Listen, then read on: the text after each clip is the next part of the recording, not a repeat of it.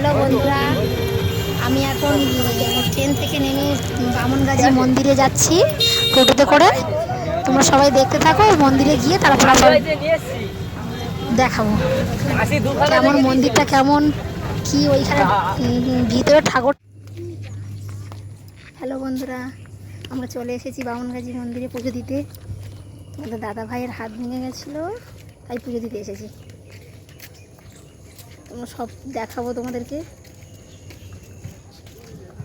এই হলো মন্দিরে ঢুকছি।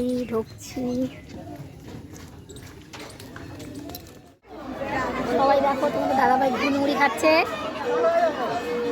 বসে বসে। মন্দিরে এসে খুব খিদে পেয়ে গেছে, ঘুনমুড়ি খাচ্ছে। এই হচ্ছে আমার ছেলে, বসে আছে চুপচাপ।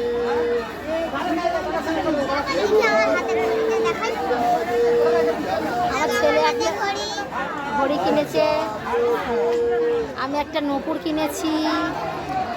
এই নপুরটা কোথায় রাখলাম? এই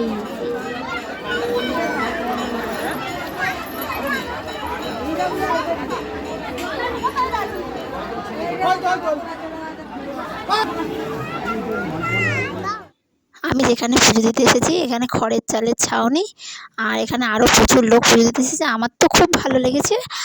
আর তোমাদের যাদের যাদের ভালো লাগবে কমেন্ট করে জানিও, তাহলে ডেসক্রিপশন বক্সে অ্যাড্রেস দিয়ে দেবো।